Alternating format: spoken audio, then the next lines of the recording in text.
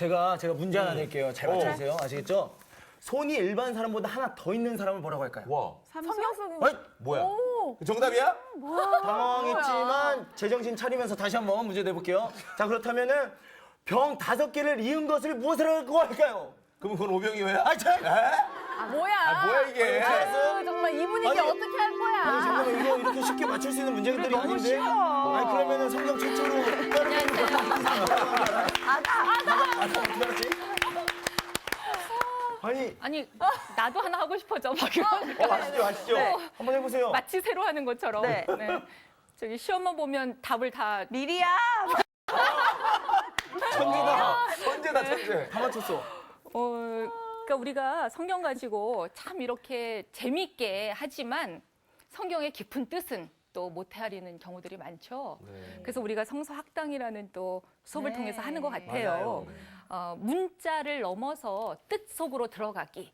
이게 참 어려워요. 그러니까 오병이어 이것도 우리 머릿속에 오병이어 이러니까 네. 이건 마치 여러분 그거 아세요? 코끼리를 냉장고에 넣는 법.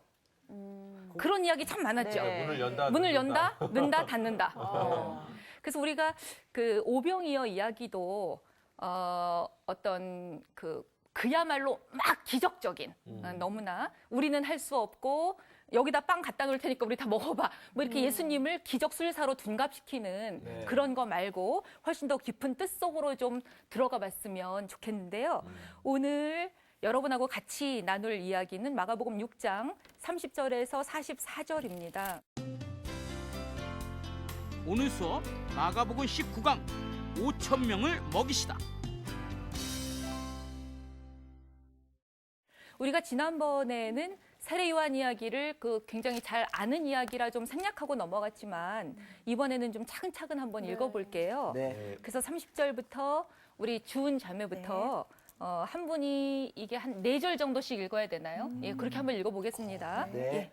사도들이 예수께 모여 자기들이 행한 것과 가르친 것을 낱낱이 고하니 이르시되 너희는 따로 한적한 곳에 가서 잠깐 쉬어라 하시니 이는 오고 가는 사람이 많아 음식 먹을 겨를도 없음이라.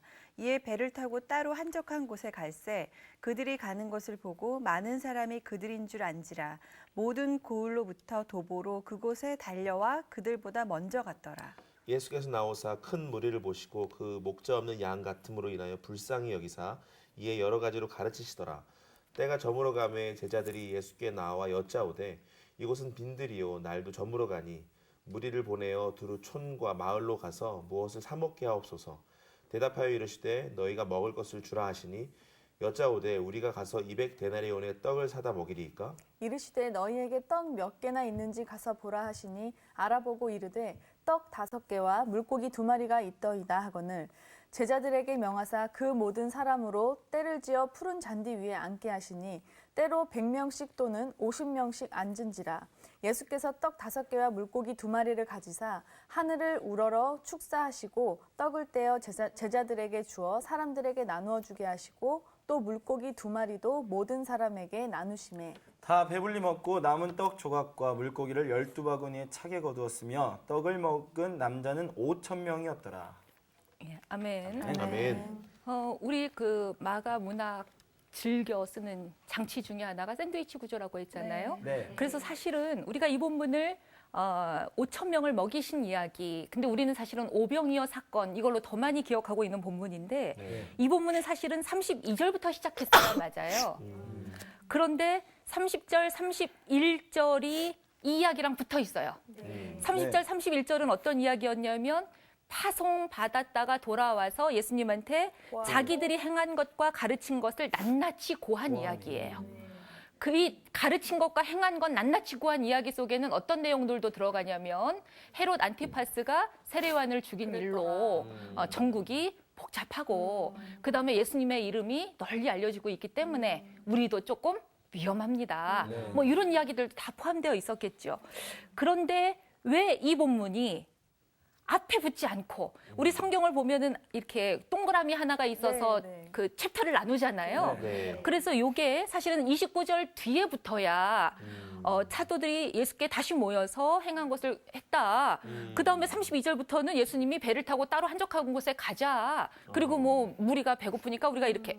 근데 그렇지 않고 30절, 31절을 여기다 갖다 붙였다는 것에 우리가 오병이어 사건을 또 이해하는 아주 중요한 단서를 발견할 수 있어요. 막 셜록 홈즈 같아. 이걸 하니까 이렇게, 막 이렇게 발견할 수 있어요. 왜 그러냐면 여러분 그 30절에 사도들이 이렇게 나와요. 네. 이거 이상하지 않으세요? 지금 사도라는 표현은 뭐죠? 사도요? 예수님의 이야기를 전달하는 사람들. 언제? 예수님 예수님 돌아가시고 나. 사후. 그래서 바울도 우리가 바울 사도 이렇게 불러요. 네. 바울은 예수님 제자 이렇게 안 부르죠. 네, 맞아요. 왜냐하면 예수님 제자 이러려면 예수님 살아생전 십자가 지실 때까지 따라다녔던 12를 포함한 기타 여러 사람들을 제자라 불러요. 그런데 마가는 여기다가 사도라는 표현을 쓰고 있어요. 그러게요. 왜 그럴까요? 이게 또 마가를 이해하는 또 하나의 단서예요. 우리가 지금 이제 글을 읽으면서 요거를 입체적으로 보려니까 우리가 렘브란트 그림 보듯이 하는 거죠. 네. 렘브란트는 하나의 상황을 그릴 때 주인공만 떡하니 그리는 게 아니라 주변 상황들을 그림 하나에다 다 갖다가 붙여놔요. 네. 그것처럼 우리가 마가복음도 입체적으로 본다는 것은 마가가 또 즐겨 사용하는 문학 기법 중에 하나가 현재와 과거를 오가는구나. 다시 말하면 마가가 지금 이 복음서를 쓰고 있는 때는 언제냐면 AD 예수님 한창 돌아가시고 AD 50년에서 70년 어간이에요. 저는 이 성경 저자들을 이렇게 생각해 보면 참 욕심 없는 사람들이다 이런 생각 많이 들어요. 왜냐하면 우리 마태복음 같은 경우도 혹은 바울 서신들도 이름은 다 바울이 썼다 우리 대충 그렇게 알고 있지만 그렇지 않은 경우들이 많죠. 바울이 쓴 것 같다 아리까리하다 이건 바울이 완전히 안 썼는데 바울 이름이다 별의별 게 다 있어요. 다시 말하면 1세기 사람들은요 글을 쓸 때 저자 이름을 안 밝혀요. 우리는 저자 이름 안 밝히고 책 낼 수 있어요? 없죠. 네, 일단은 그 책임이라고 하는 부분도 그렇고 두 번째는 1단 그랬으니까 2단 이래야 되는데 두 번째는 저작권, 수입. 그렇죠.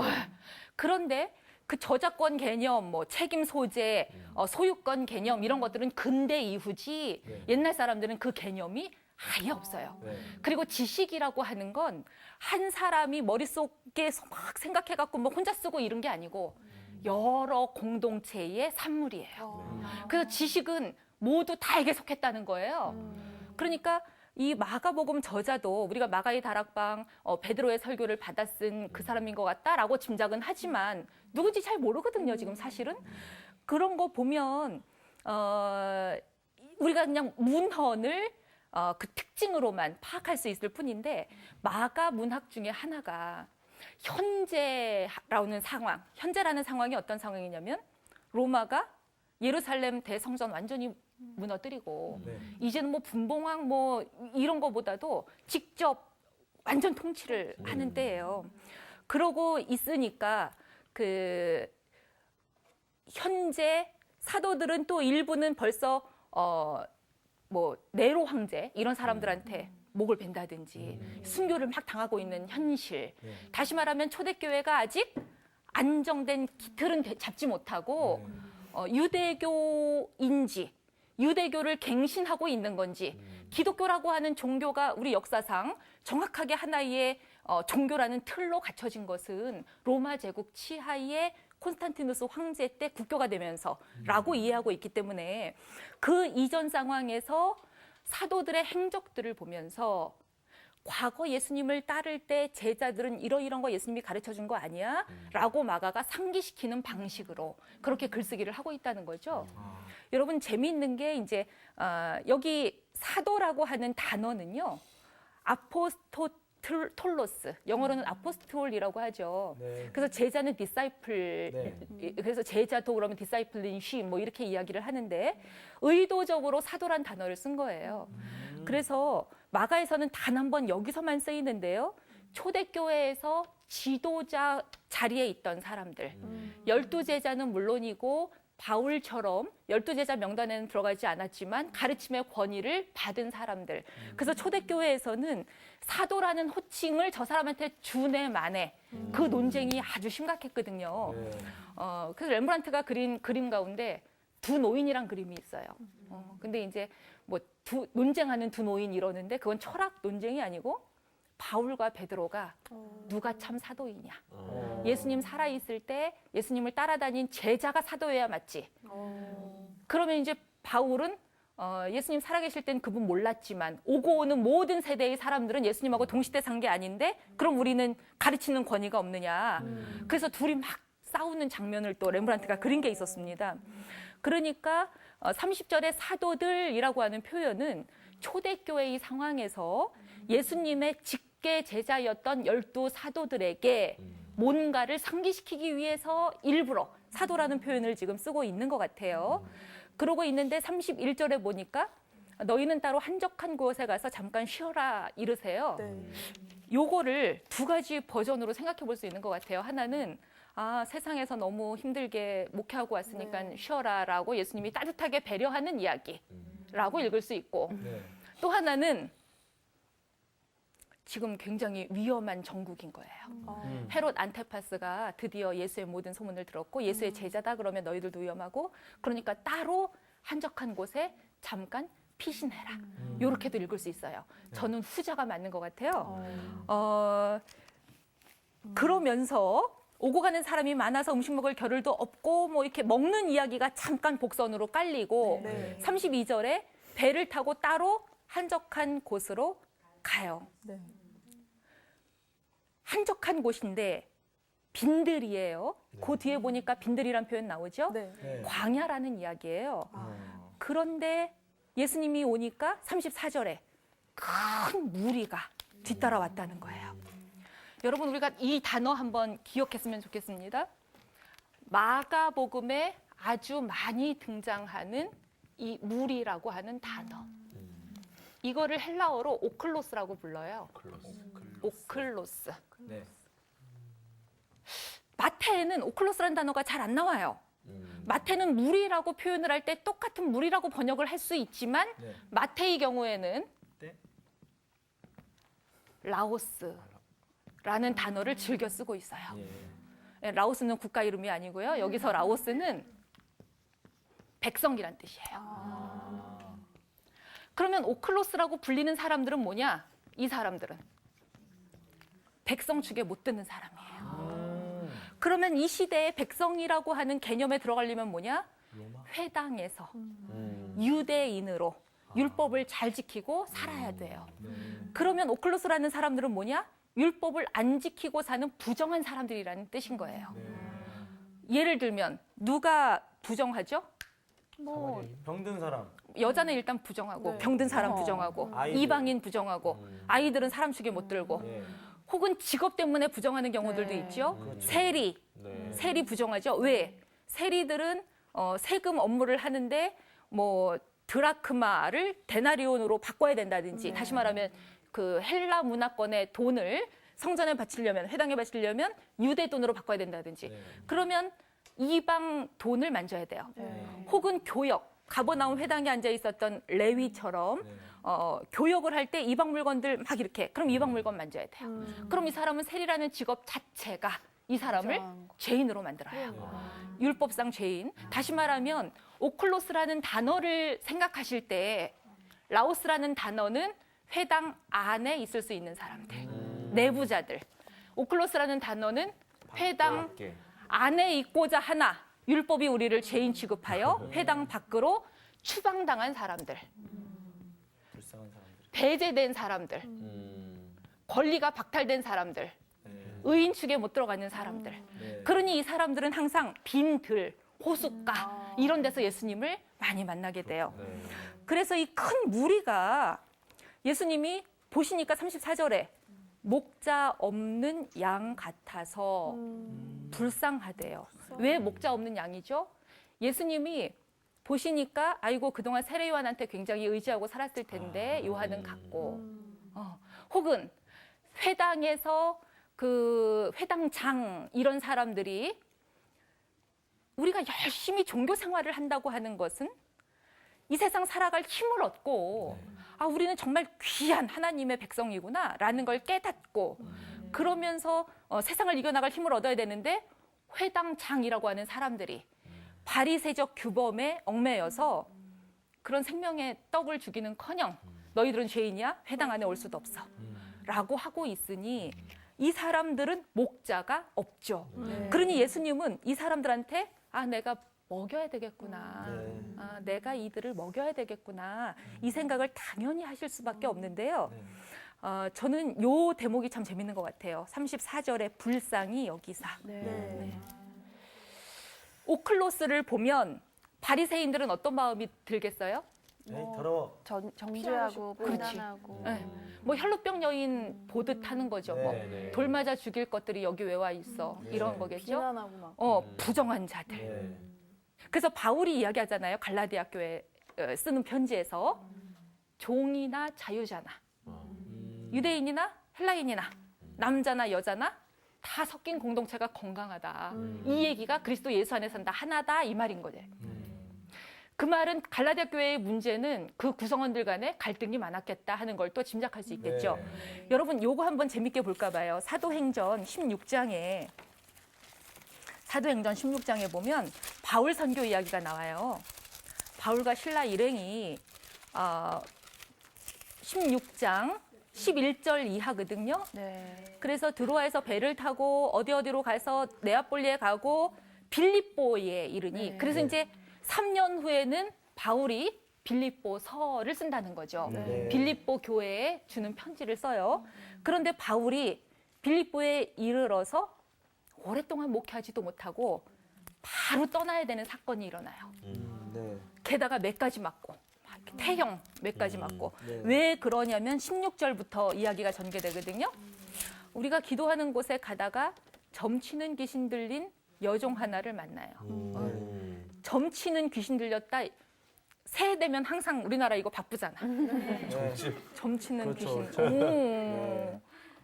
그래서 이거는 헬라어 원어로 보면 파이디스케. 이 말은 인신이 자유롭지 않은 사람들이야. 인신 포기각서. 다시 말하면 이 여자는 이때 자영 점술사가 아니라 누군가가 이렇게 점치는 사람들을 많이 고용해 놓고 돈을 뜯어먹고 있나 봐. 그래서 이 여자는 노예예요. 파이디스케 노예인데 푸누마, 피스톤, 피토나. 그러니까 피토나라는 푸누마에 든 여자 이런 뜻이에요. 푸누마는 푸누마인데 피토나가 점술사. 자기 이야기를 하는 게 아니라 누군가 불어넣어주는 이야기를 막 하는 거예요. 근데 이 사람이 그 점을 치는 걸로 주인들한테 이익을 주는 거죠. 자기 노예고. 근데 이 여자가 틀린 말 했냐고. 17절에 바울 일행을 따라오면서 소리를 질러서 가로되 뭐라 그래요? 같이 읽어볼까요? 이 사람들은 지극히 높은 하나님의 종으로서 구원의 길을 너희에게 전하는 자라. 이거 너무 진리 아니에요? 아니 낯선 정확히 곳에 알았네, 정확히. 빌립보라고 하는 낯선 곳에 바울 일행이 왔는데 이 사람은 지극히 높은 하나님의 종이고 이 사람 말 잘 들으면 너희들은 구원에 이르는 길이 있대. 너무 옳은 말이잖아요. 근데 옳은 말인데 이 말이 바울 일행한테는 불안한 말이지. 마치 헤롯 안티파스 치하에서 예수님의 소문이 널리 퍼져갈수록 십자가가 가까운 것처럼. 왜냐하면 지금 바울의 선교라고 하는 건 어떤 상황이냐면 빌립보는 게다가 완전히 로마 제국이 다스리는데 예수님이 유대인의 왕이라는 그 십자가에 달려서 그 모욕을 받고 죽은 지 얼마 안 됐는데 바울을 따라오면서 구원의 길을 너희한테 전하는 예수 도당이다. 이 말은 바울 얘도 죽여야 된다. 이렇게 들리는 거예요. 그렇게 여러 날을 하다가 여러분 18절에 재미있는 거 있습니다. 우리 18절 주은 학생께서 읽어주실까요? 이같이 여러 날을 하는지라 바울이 심히 괴로워하여 돌이켜 그 귀신에게 이르되 예수 그리스도의 이름으로 내가 내게 명하노니 그에게서 나오라 하니 귀신이 즉시 나오니라. 네. 여기서 괴로워하여 여기다가 밑줄을 쳐야 되는 거예요. 밑줄 좀. 이거 다른 성경 번역으로 보면 귀찮아서 이렇게 번역해놨어요. 그게 맞아요. 그러니까 예수님의 마음하고 바울의 마음이 달라요. 예수님은 혈루병 여인을 보든 빈들에 있는 이 목자 없는 양 같은 오클로스를 보든 네. 불쌍히 여기는 마음이에요. 이때 불쌍히 여긴다는 게 스플랑크니조마이, 창자가 끊어지는 것 같아요. 아이고. 그렇게 애타는 심정이에요. 어린아이가 우물에 막 빠질 것처럼, 내가 가서 그냥 어린아이를 얼른 데려가야 될 것처럼, 아이가 불에다 손을 대는 것처럼 내가 빨리, 예수님은 그런 마음이에요. 근데 지금 바울은 기적을 일으키긴 일으켰는데 어떤 마음으로? 귀찮아서. 그래서 바울이 누구한테 고발당하냐면 이 여자를 노예화하고 이 여자를 통해서 그동안 이익을 착취하고 있던 주인들이 자기네들이 그동안 돈줄이 끊어진 거야. 그래서 바울 일행을 고발하고 바울이 여기서 떠나게 돼요. 소망이 끊어졌네. 네. 그런데 3년 후에 바울이 소식을 들으니까 내가 거기서 목회를 많이 한 것도 아니고 근데 거기에 든든하게 교회가 쓴 거야. 그리고 그때 내가 잠깐 만났던 루디아라는 여자가 있었는데 네. 이 여자가 거기서 목회도 또 이렇게 잘하고 있고 막 이래요. 그래서 빌립보서를 쓰기 시작하는 거예요. 빌립보 교회에 너무 감사하다 이 편지를 쓰는데 거기 바울의 반성문이 나오는 거예요. 바울의 반성문은 뭐냐? 편지를 쓰면서 겸손이라고 하는 걸 계속 강조합니다. 아니 근데 바울이 원래 안 그러는데 왜 그랬죠? 그러니까요. 왜냐면 목회를 잘하고 싶은데 위험하니까. 빨리 이 여자가 방해하니까. 이게 방해처럼 느껴지는 거지. 이러가다가 내가 잡혀서 여기다가 몇 사람 좀 이렇게 복음에 든든한 사람들을 심어놓고 떠나야 되는데 내 여행에 차질이 생기니까 너무 확 알아버리니까 이 여자가 이제 그런 거여서 빌립보서의 핵심 주제 중에 하나가 그런 거잖아요. 그는 근본 하나님과 본체시나 그분과 동등됨을 취할 것으로 여기지 않고 낮은 자리에 내려왔다. 그래서 예수님의 겸허함, 자기 비움, 그래야 스플랑크니조마이, 애끓는 마음, 창자. 아직은 바울은 저 여자랑 나랑은 급이 다른 거야. 근데 예수님은요, 오클로스를 볼 때마다 그냥 저 사람이 되는 거야. 어떻게 이런 마음이 될 수 있는지. 그래서 예수님이 이제 불쌍히 여기사 여러 가지로 가르치세요. 네. 사실 이 가르침이라고 하는 데다가도 또 밑줄을 쳐야 되는데요. 우리는 기적 이야기를 읽으면 맨날 오병이어, 뭐 가버나움 회당에서 귀신 들린 자를 몰아냈다. 여기서 그냥 끝나요. 근데 마가는 항상 기적 이야기를 둘러싸고 가르침이라고 하는 걸로 샌드위치를 구성하고 있어요. 네. 여러 가지로 가르치셨다, 기적 이야기. 그러면 기적은 뭐가 기적이냐? 가르침을 진리라고 하는 게 선포되면 세상 사람들은 다 자기 할 일에 바빠서 외면하는데 그 진리의 말씀이 생명의 양식으로 옥토에 뿌리 내리는 게 기적이에요. 그래서 오병이어 이야기도 가르친다라고 하는 거, 이 사람들이 큰 무리가 불쌍해요. 목자 없는 양 같아서. 그러니까 무조건 먹이자, 빵 먹이자. 이럴 것 같으면요, 이 본문은 그냥 공산주의, 사회주의 하면 돼요. 유물론 하면 돼요. 왜? 큰 무리들이 바라는 건 경제 문제니까. 그런데 빵이라고 하는 것을 오늘 우리에게 일용할 양식을 주시옵고라고 우리가 주님 가르치신 기도를 할 때 이때의 일용할 양식을 내가 하루 한 끼마다 5,000원짜리 몇 번 먹으니까 얼마 주시오라고 우리 생각 안 하거든요. 이때의 양식은 뭐예요? 만나. 하늘의 만나. 하늘의 만나인데 어떤 만나? 오늘도 내가 정신없게 이놈의 푸누마가 좀 깨끗했으면 좋겠는데 항상 세속적인 거에 끄달려서 동창회 나갔더니 누가 그저 남편이 명품백 사줬다니까 그것 때문에 또 집에 들어와서 그냥 마음이 지옥이고. 근데 그런 거 말고 주님, 내 눈을 밝혀서 오늘 하루 일상의 번잡함, 추레함. 우리의 일상이라고 하는 건 그 세례 요한의 진리의 소리를 그렸던, 광야에서 외롭게 외치는 자의 소리를 그렸던 렘브란트처럼 여자는 애 기저귀 갈기 바쁘고 개들은 또 그거 하고 이쪽 사람들은 의심의 눈초리로 보고 있고 다 지살기 바쁜, 먹고 사는데 바쁜 이런 세상인데 그 사이에도 내가 하늘에서 들려오는 하나님 소리 하나 들었으면, 일상의 신비 속에서 하나님을 체험했으면 그게 생명의 양식이거든요. 그게 만나거든요. 그래서 예수님이 날이 저물어가매 제자들이 이곳은 빈들이고 날도 그 어두운데 36절이 너무 충격적인 이야기예요. 우리 정규 씨가 36절을요. 네. 제자 버전으로 한번 해보세요. 무리를 보내어 두루촌과 마을로 가서 무엇을 사 먹게 하옵소서. 다 가라 이거야. 오늘 끝났다 이거야. 가시오 가시오. 촌과 마을로 도로 들어가서 그냥 먹는 것도 아니에요. 사 먹게. 이 부분이 되게 참 저기 뭐지? 이렇게 되게 와닿는 게 그쵸? 우리 뭐 사 먹자 막 이런 게 일반적인 예, 저기 그냥 무책임해 먹긴 없어. 보이고 네. 어떤 관심 없어 보이고. 제자들은 지금요 먹음의 문제. 네. 이때 이 제자는 과거의 제자는 오늘의 사도들이에요. 사도들이 교회를 개척한다, 교회를 운영한다, 복음을 전파한다 할 때, 사람들을 먹인다 할 때, 돈 문제. 돈이 있어야 어디까지 여행을 가지. 돈이 있어야 교회를 세우지. 돈 문제를 먼저 챙겨요. 네. 그런데 여러분 이거 너무 웃기지 않으세요? 무리를 보내는 것까지도 그런데 촌과 마을로 들어가게 하지. 이 사람들은 회당에서 배척당한 사람들이에요. 촌과 마을로 들어가면 어떤 대접밖에 못 받냐면 예수님 옆에 있으면 이 사람들은 하나님의 자녀예요. 네. 근데 여기 들어가면은 이 사람들은 죄인이에요. 그냥. 맞아요. 더더구나 우리 이거 생각해 볼 수 있어요. 만나라고 하는 게 출애굽한 사람들의 광야 음식이었어요. 네. 근데 이 사람들이 가나안에 딱 정착해서 촌과 마을이 형성되니 그 다음부터는 야훼의 떡을 먹지 않고 무슨 떡을 먹더라? 바알의 떡을 먹어요. 그러니까 여기서 굳이 예수님의 말씀을 듣겠다고 나온 사람들을 다시 촌과 마을로 들어가서 율법의 메인자로 네. 살게 합시다. 지금 사도들이 그런 무책임한 그러니까. 발언을 하고 있다는 거예요.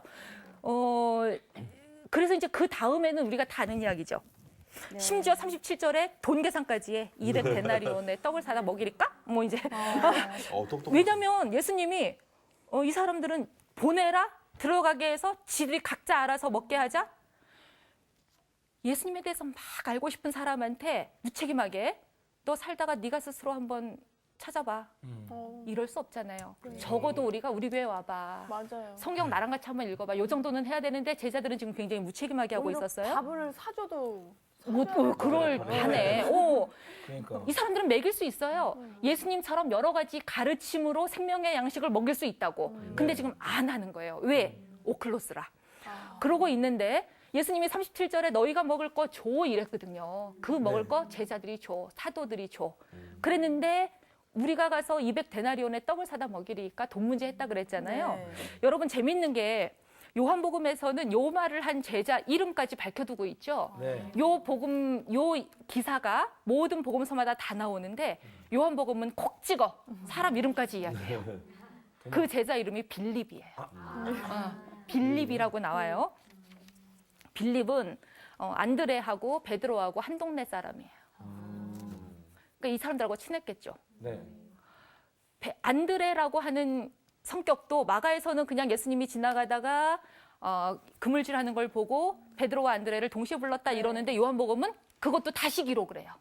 요한복음에 의하면 안드레가 먼저 세례 요한의 말을 듣고 진리의 외침을 듣고 예수라고 하는 분이 세례 요한보다 더 큰 분이구나 라는 걸 깨닫고 자기 형제한테 가서 예수님을 믿게 했다는 거예요. 그래서 이 요한복음의 특성이 또 마가복음은 굉장히 급하고 청년의 복음이고 남성적인 면도 있고 막 확확 지나가는데 요한복음은 굉장히 여성스럽게 세밀해요. 그런데 요 본문에서도 빌립이 200데나리온 뭐 어쩌고 이 이야기를 합리적으로 이야기하는 제자로 등장해요. 그러면서 우리는 오병이어를 어린아이가 갖다 바쳤다 이렇게 기억하고 있잖아요. 네. 마가에는 안 나오거든요. 네. 그거 요한에 나오는데 안드레가 데리고 그렇죠. 어린아이를 찾아오는 것도 안드레로 나와요. 그래서 요한복음은 신기하게도 빌립하고 안드레를 주목해요. 뭐 요한복음 15장쯤 가면은 헬라 사람들이 와서 너네 선생님 좀 우리 좀 만나고 싶어 라고 누구한테 청탁을 넣냐면 빌립한테 넣어요. 왜냐하면 빌립이라는 이름이 헬라식이에요. 그래서 빌립이 우리한테 좀 우호적일까? 근데 빌립은 이성적이고 냉철하고 합리적인 사람이에요. 네. 예수님은 유대인의 왕으로 오셨기 때문에 헬라 사람들한테 하는 게 가할까? 이거를 누구하고 상의하냐면 또 안드레하고 상의하는 걸로 나와요. 그래서 안드레가 이 사람들 데리고 가 하고 또 데리고 나오는 거예요. 그래서 이게 요한복음에서는 안드레는 역할이 베드로처럼 막 몇천 명 성령 강림 이후에 설교했더니 몇천 명 예수 믿었다 이런 거 안드레는 못해요. 네. 근데 안드레는 역할이 꼭 하나씩 데리고는 가요. 이렇게로 이제 안드레가 그런 역할로 그려지고 있는데요. 여러분 그 하나님이냐 돈이냐 이 문제는 굉장히 큰 숙제입니다. 지금 이 본문에서는 예수님은 마음을 주목하고 있어요. 네. 기적이라고 하는 것이 일어나는 건 불쌍히 여기는 마음. 그리고 그 먹는다고 하는 문제는 돈으로 얼마 이 계산보다 사랑. 그런데 너희는 돈만 계산하고 있구나 이래요. 제자들한테는 이미 먹을 게 풍부하게 있었던 거죠. 다만 불쌍히 여기는 마음이 부족해서 자기들은 오클로스들한테 주지 않고 각자 알아서 해결하도록 그렇게 지금 이렇게 좀 멀리 있는데 38절에 떡 몇 개이냐 이제 요런 거 요게 이제 우리가 방금 이야기 나눈 안드레가 어린아이 데리고 오는 장면 떡 5개 물고기 2마리 뭐 이랬다는 거예요. 요걸 또 우리나라의 그 어느 CCM 복음성가 작사 작곡하시는 목사님이 고등어 2마리와 찹쌀떡 5개 이렇게 곡을 만들었더라고요. 제목이 재밌. 네, 현실적. 제목이 재밌죠. 근데 어떻게 그죠? 고등어인 줄 알고 김창완 선생님 노래에도 고등어 나오잖아요. 네. 어머니는 고등어, 냉장고에 고등어. 저희 엄마가 찹쌀떡 좋아하시거든요. 어머니를 위한 헌정의 노래. 그 고등어 2마리와 찹쌀떡 5개 이렇게 노래를 붙였는데 우리 일단 요거 한번 불러보고 네. 예, 그다음 이야기 이어보죠. 같이 불러볼까요? 우연치 않게 기타가 네. 있네요. 그러니까요. 우리 연습도 안 하는데.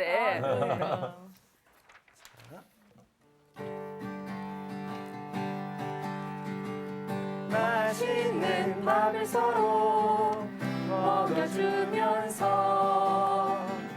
더러운 밥을 서로 씻겨주면서 고등어 2마리와 찹쌀떡 5개로 우린 5,000명도 무지무지 배부를 수 있단다. 2,000마리 고등어를 5,000개나 되는 떡을 이리저리 뺏어 모아 저 혼자서 다 먹고도 모자라는 사람들아 맛있는 밥을 서로 먹여주면서 더러운 밥을 서로 씻겨주면서 고등어 2마리와 찹쌀떡 5개로 우린 5,000명도 무지무지 배부를 수 있단다. DHA도 풍부하고 갓도 싼 우리나라에서 많이 잡히는 고등어 네. 이렇게 서민의 이걸로 곡을 붙이신 모양이에요. 근데 이제 이 오병이어가 과연 뭐냐 이건데 사실 41절에 보면 재미있는 게 예수님이 하늘을 우러러 축사하시고 떡을 떼어 주었다 이래요. 네. 요 장면 여러분 언제 많이 보세요? 하늘을 우러러 축사하시고 성찬식. 그 성찬식 성찬식에 많이 예. 보내. 그래서 그 히브리 대학에서 성서학을 가르치는 조철수 교수님이 예수 평전을 쓰면서는 뭐라고 이분이 이야기를 했냐면 지금 요 구절은 뭐 이렇게 정말 뭐 떡 5개 막 물고기 2마리가 뭐 몇천 명이 먹는 그렇게 기적으로만 볼 게 아니라 성만찬을 지금 예수님이 하고 계신 장면이다. 그런데 누구를 성만찬을 했냐? 여기 보면 5,000명 이거가요. 이게 아람어 성경에는요. 아메쉐트 알라핌 이렇게 나온대요. 아메쉐트 알라핌 5,000이라는 말이에요. 아메쉐트 명 이건 없어요. 그냥 5,000이래요. 그런데 요거를 히브리어 요 발음을 하메쉐트 알루핌 이렇게 읽으면 5명의 천부장 이렇게 된대요. 5,000이 아니라 5천부장. 그러니까 100부장 여기 왜 때를 지어 100명씩 50명씩 앉게 했다. 50부장, 100부장 이들을 다 관할하는 천부장을 5명을 세워서 예수님을 따라다니는 무리들을 12제자 외에도 좀 조직화하는 장면이다. 이분은 이렇게 설명을 하셨어요. 근데 저는 그건 우리가 아람어 성경을 읽을 능력도 없고 그래서 이 본문은 만약에 그게 성만찬 장면이라면 이렇게도 우리가 알아들을 수 있을 것 같아요.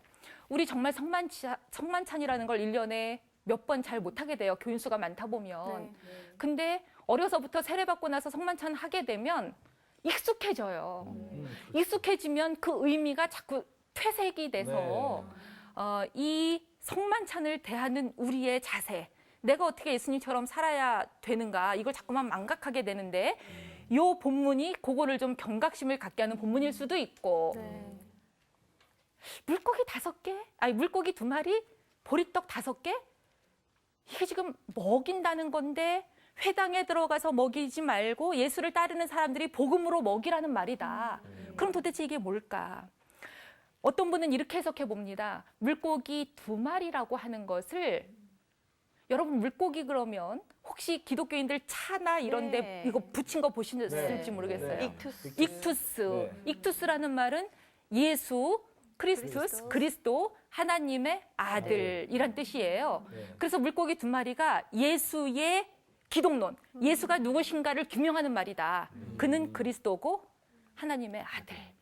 그리스도이며 하나님의 아들이라는 거를 사람들한테 먹인다. 요것도 되는 것 같고. 그러면 보리떡 5개는 뭔가? 그거는요. 유대인들은 5라는 숫자를 들으면 토라를 떠올려요. 모세 오경.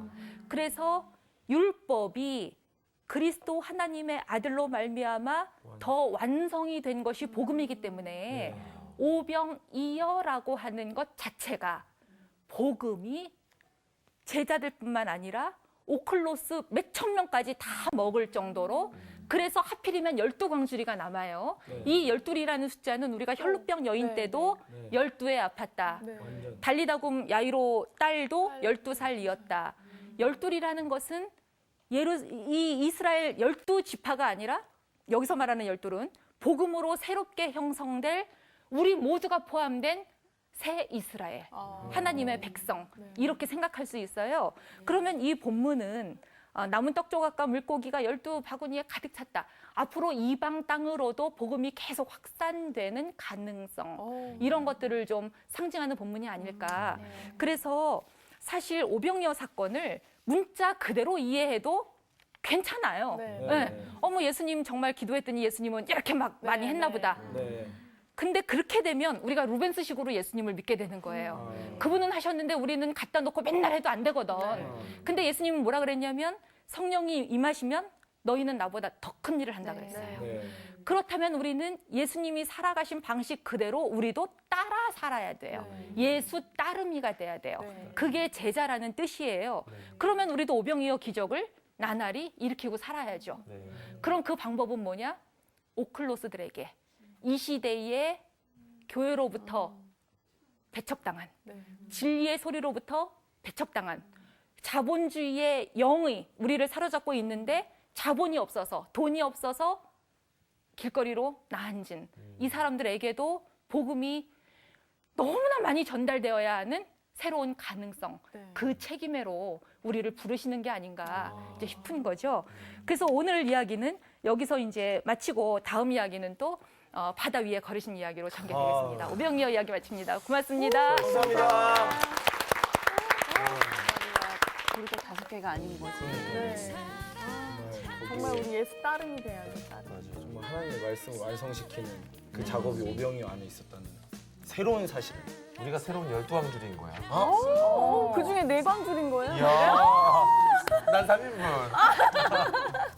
형은 더 하셔도 돼요. 한 5인분 하셔도 괜찮을 것 같아요. 그러니까요. 예. 진짜 말씀을 통해서 계속 뭔가 새롭게 알아가는 이게 진짜 성서학당의 묘미 아니겠습니까?